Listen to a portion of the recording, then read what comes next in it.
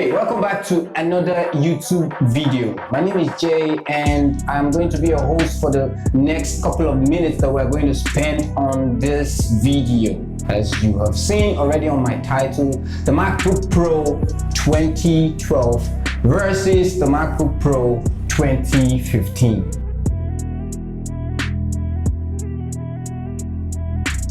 Okay, I've been everywhere on the internet. I've tried as much as possible to find the creative information that would gear me towards the right direction. I'm about to make a decision. I'm about to get a MacBook Pro 2015. I'm about to ditch my 2012 MacBook Pro and get a 2015. And we are in 2021. Now I need something, anything that could make me make the right decision. Now for you out there wanting to make a decision, moving from 2012 MacBook Pro to 2015 MacBook Pro, is it the right decision? You can ask yourself. And here's my honest thoughts. Is the 2012 MacBook Pro fantastic? Yes, it is. Is the 2015 MacBook Pro fantastic? Yes, even more fantastic. But this is what you think. What do you do? And that's what will decide which to choose. If you're looking for a system you just use for regular browsing, surfing the internet, doing a little bit of Microsoft Office, Microsoft Word, publish, Excel, then there is no really any need for you to upgrade because the MacBook Pro 2012 can handle that task and even more. But if you want an extra performance, maybe you want to do light video editing, or you want to run so many apps and still get that performance still there and your fan not kicking in so loud, moving from the 2012 to the 2015 MacBook Pro might just be a good idea. Okay, side by side in comparison, the former 2012 that I had a 13-inch display. It's not a retina display, it's a regular 1280 by 720 display. The new 2015 MacBook Pro is having a retina display, which is more crispier than the 2012 MacBook Pro. The processors are also different. Both are having Core i5, but the earlier version is rocking a Core i5 third generation running at 2.5 GHz and can turbo boost up to 3.1 GHz. While the newer version, the 2015 model, is still running a Core i5 2.7 GHz and can turbo boost up to 3.1 GHz, but this is a 5th gen Core i5 processor. By default, the 2012 comes with 4 GB of RAM, but I added an additional 4 GB of DDR3 RAM to support the speed. But the 2015 model is coming with 8 gigs of RAM and it is an onboard RAM, meaning that you don't have the option to upgrade the RAM if you really want to do something like that. Okay, the 2012 MacBook Pro comes with 500 gig mechanical hard drive, and something about the mechanical hard drive is that they're a lot slow. They're so slow that most times I just regret using my system. It is that slow, believe me. The 2015, on the other hand, is having a solid state drive which is extremely fast.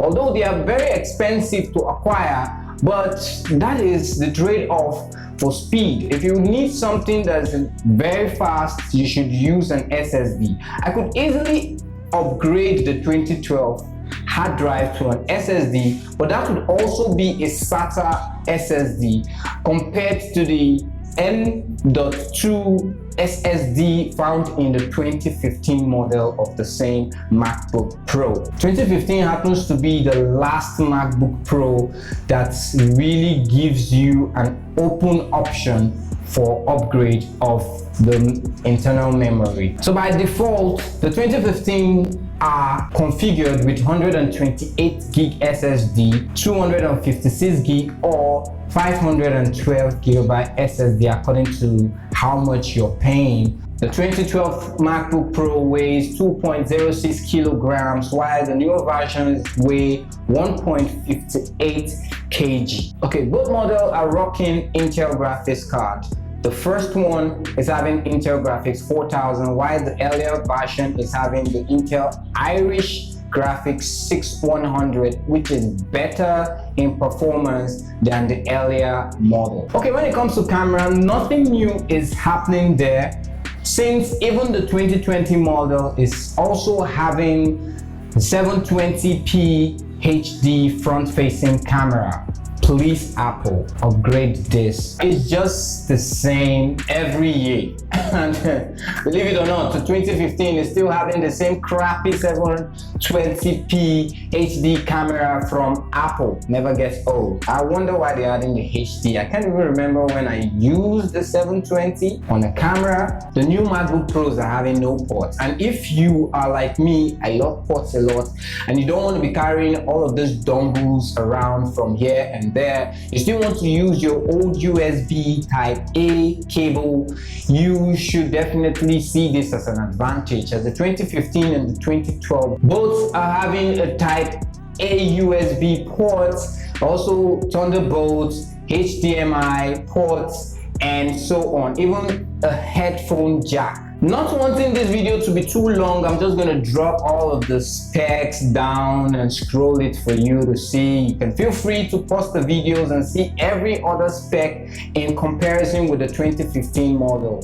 There's no big change when it comes to ports and type selections. There's just little changes here and there, but Apple, we all know, are always sticking to their guns when it comes to making upgrades. The big question boils down: MacBook Pro 2012 versus MacBook Pro 2015. Which would you take if you were not me? Because I just made a choice to MacBook Pro 2015 for reasons best known to me, but based on considerations, if you're asking between both of them, of course the MacBook Pro 2015 is a lot better and a lot faster in terms of performance and every other thing more than the MacBook Pro 2012.